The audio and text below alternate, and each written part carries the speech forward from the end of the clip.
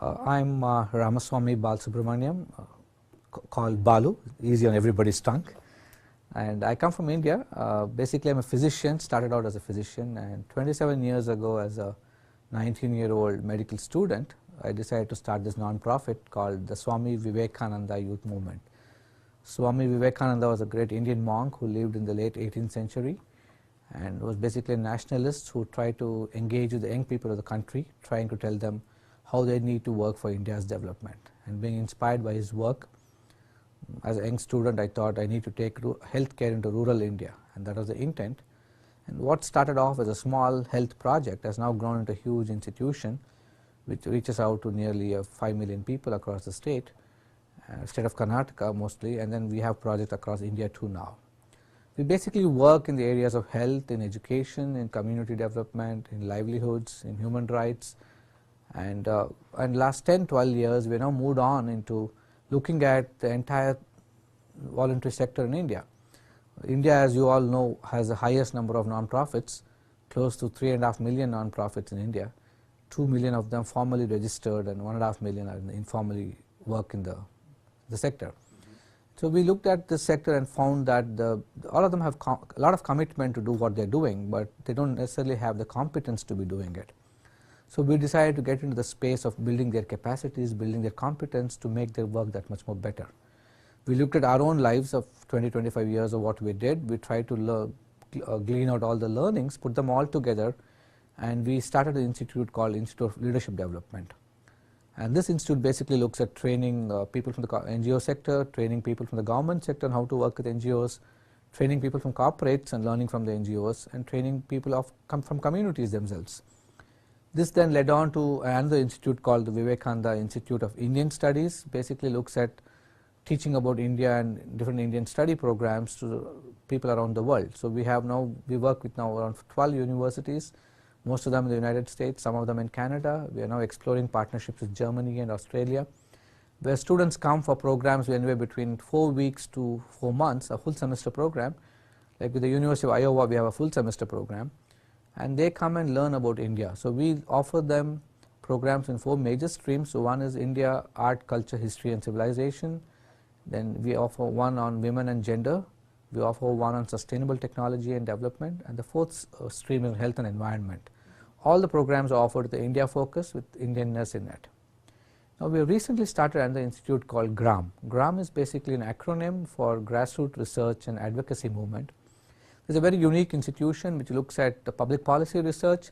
So we undertake research of areas of public policy interest, but the speciality of this program is it doesn't look at things from top down like most think tanks do. We look at research from the perspective of communities. We look at policy from the perspective of communities, how it impacts their lives, and then using empirical evidence undertake research and then come out with the advocacy brief which we use to negotiate with the government to change their policies itself. It's a very young institution with collaborations across the world, and Cornell is one of our major partners.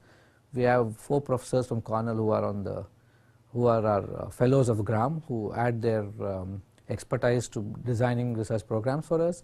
We also have people from Cornell, like from Ayala School, Joseph Grasso, who is one of the board of advisors for GRAM.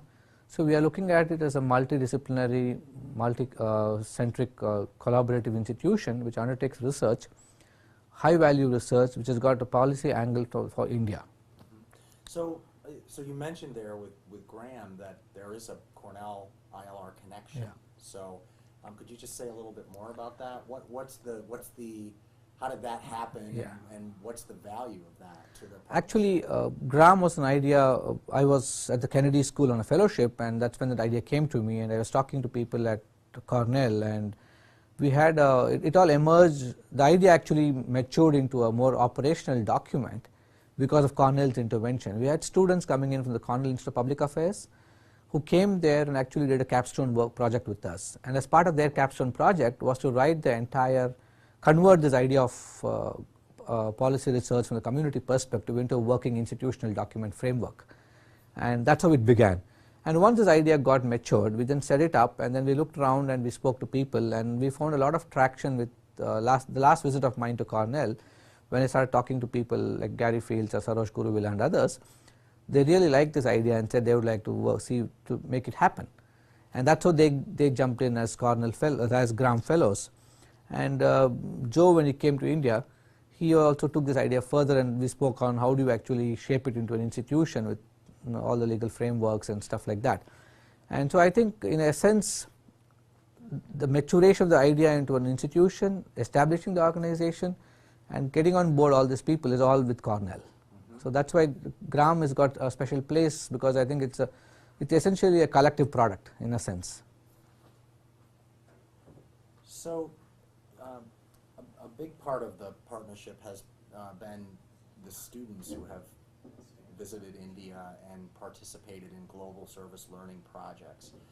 Could you talk a little bit about sort of your perspective about the value of that experience for students, and then beyond that, what kind of impact do you think the students from ILR are having? You know, what can you say about, so I'm really asking two questions there, so maybe we could start with, what's your perspective about the value of global service learning projects like the ones that students are doing with you in your organization? See, we have had a long history of students coming in from around the world and interning with us or volunteering with us. This program is extremely unique because this time it combines not just learning, but it also combines service. So it actually is a capturing of two different things. So when we looked at it, and when the Cornell team came there to actually design the program and we brainstormed together, we saw this extraordinary potential where it's not about just giving or taking, it's about both. Students come here with a special set of skills. They might still be undergrads, or some of them might be graduate students, but they come with a set of skills and knowledge which they are trained in. But when they come to India, they come to learn a lot about India. They come to learn about Indian culture, the different perspectives that India offers.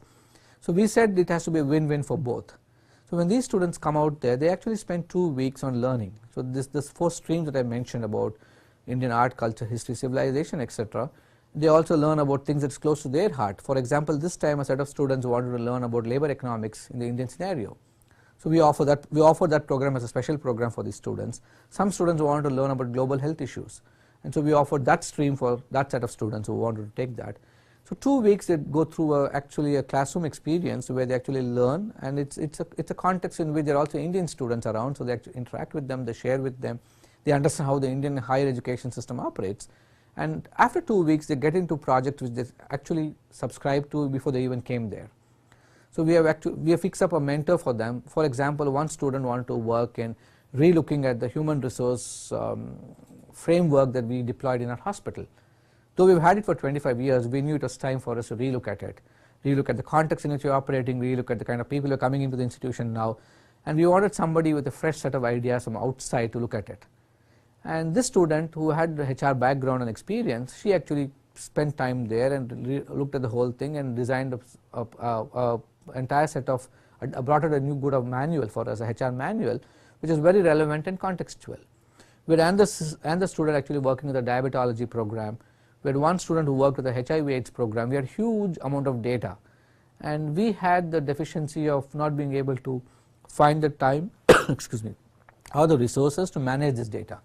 And this student came, these couple of students came with that skill sets, and they worked with the data and gave out a lot of stuff for us which helped to redesign the program itself.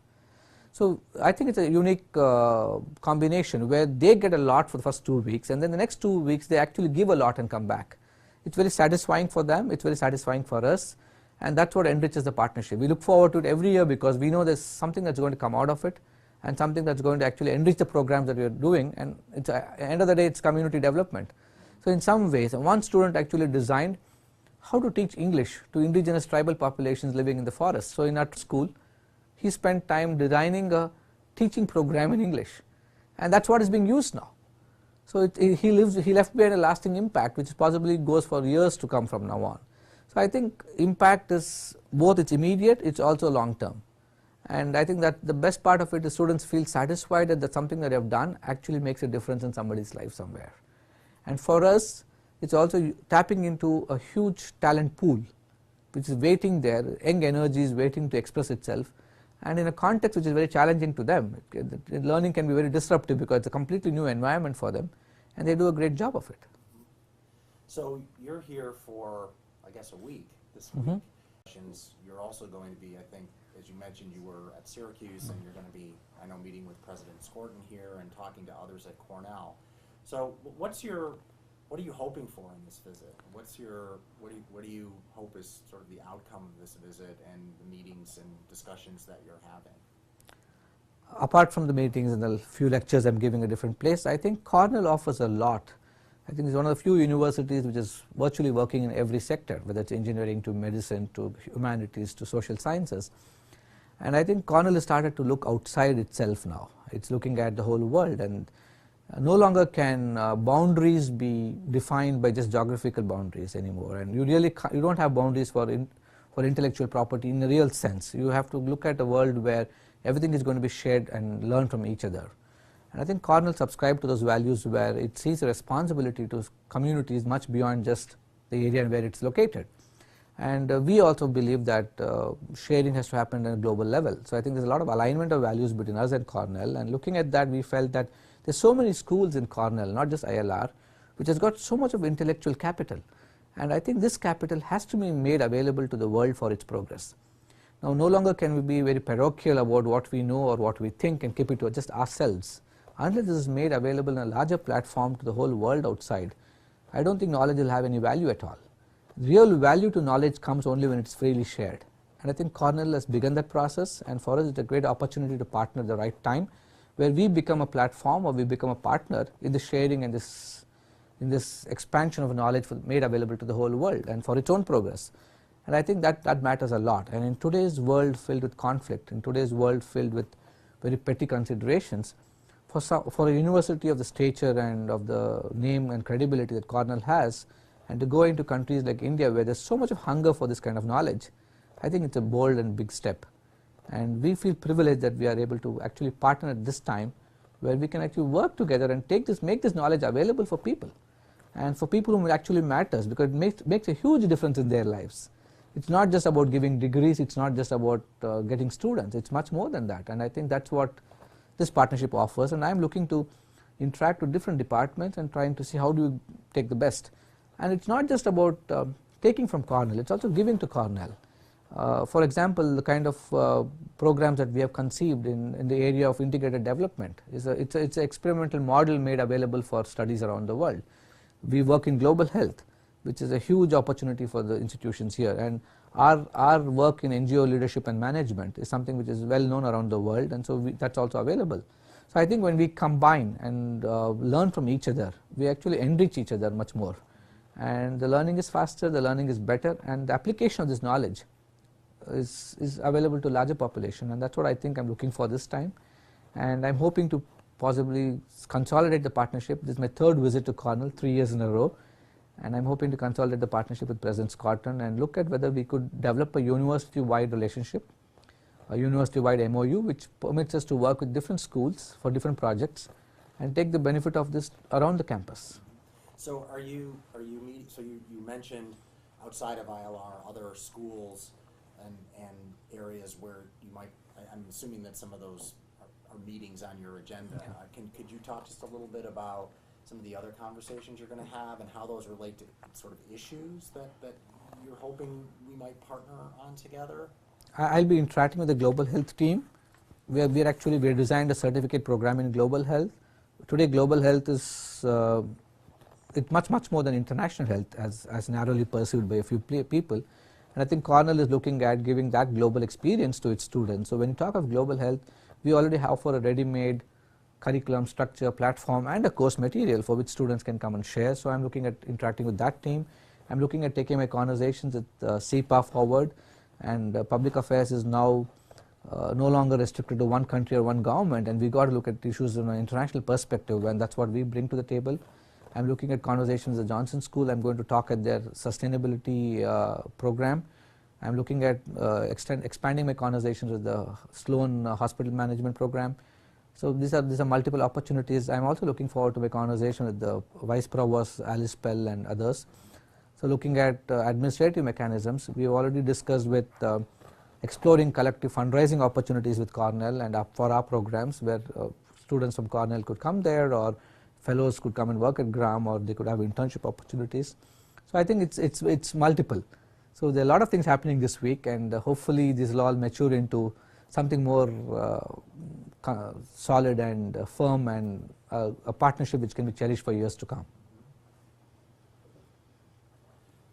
I'm interested in just hearing your perspectives about, so this is, so you founded this organization 7 years ago. Yeah. And I guess I'd be interested in hearing, here we are today, and what it is today. I mean, is this what you were hoping for? Is this what you expected? You know, what's your feeling about, you know, 27 years later, you know, here's where we're at. I mean, how do you feel about that? You want me to be honest? Yeah, 27 years ago, I never imagined I'll be here. When we started, I was 19. I mean, how much of knowledge and maturity you expect to have at 19?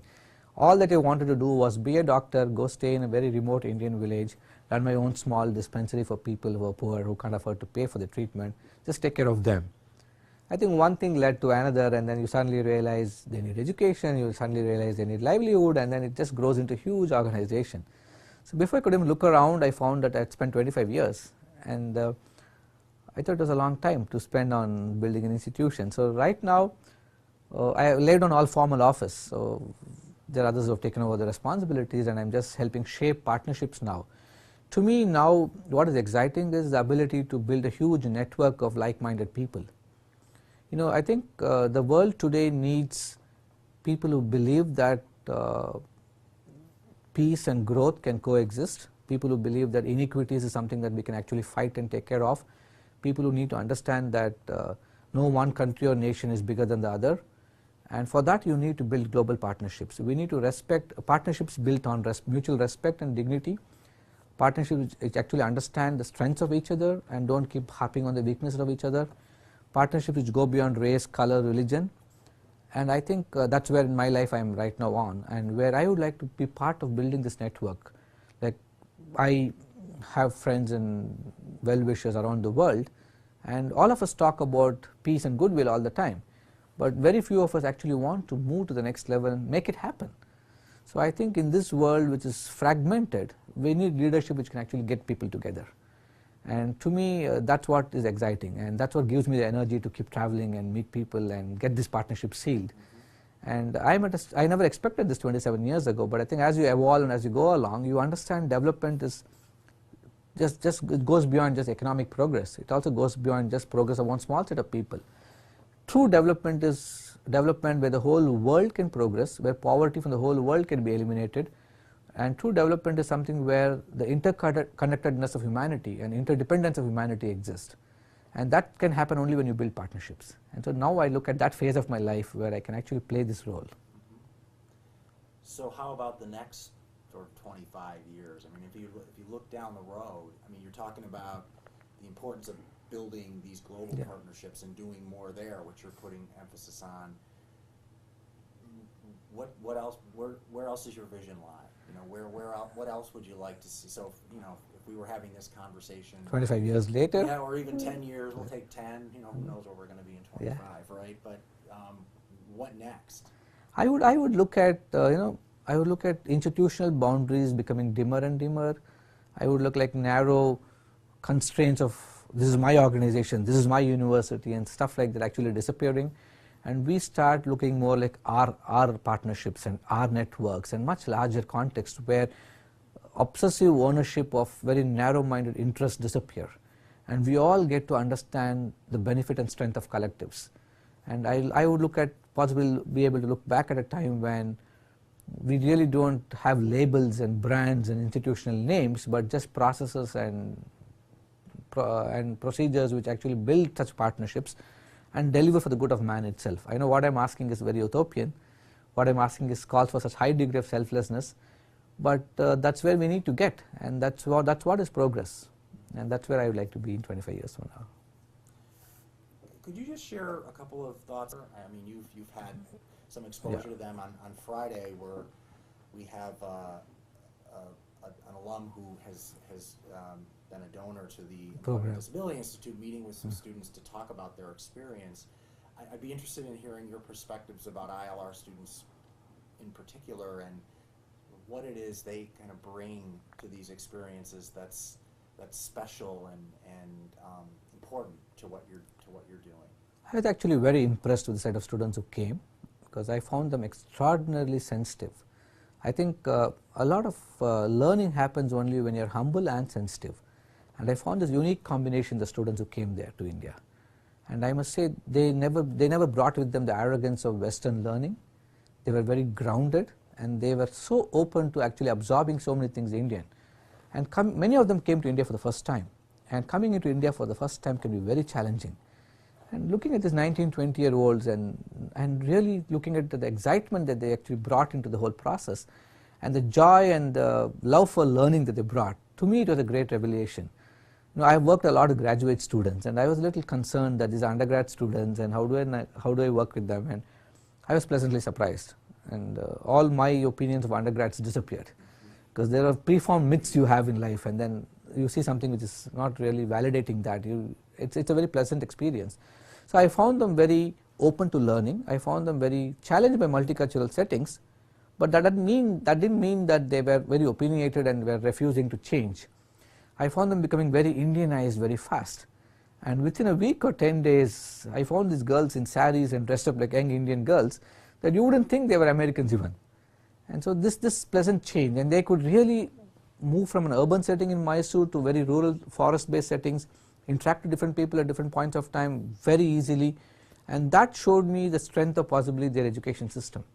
So somewhere their upbringing gives them that openness, gives them that ability to be challenged, and gives them that ability to stay grounded despite being challenged. And they didn't just learn, they also didn't stop there, they also really got into the act and could understand and respond to our needs, whatever we could articulate. They had their mentors, and they could really make demands out of them in the projects that they were doing, and they actually delivered. And we also need to understand they had a very short deadline. They had 2 weeks to deliver the projects on, and that meant they had to work long hours. They really could not say that I'm going to work only for 8 hours and I'm going to go around watching India, learning, traveling around. They didn't do that. They actually spent time focused and very dedicated on the project. What really changed the way I saw them was the kind of emails they wrote to me after they left, and the impression it left on their minds, and the huge change that happened in their lives. And when I read all that, I was quite impressed with the kind of maturity and wisdom these young students brought to the program, and I think it's a great way forward, and we're really looking forward. Now I understand that more than 20 students want to come this year, and it's going to be very encouraging for us to work with them, and I think it'll expand their perspective of how they see their own learning. Now they understand that the world is beyond the United States, and the world is so huge out there, and they actually can do so much for everybody else. You no longer have to look at just looking at yourselves.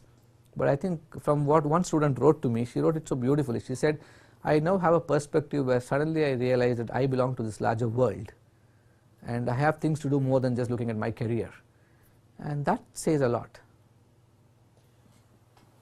So much good stuff in here. I don't know. I had fun talking. No. I had fun talking. So you're going to share the interview with me.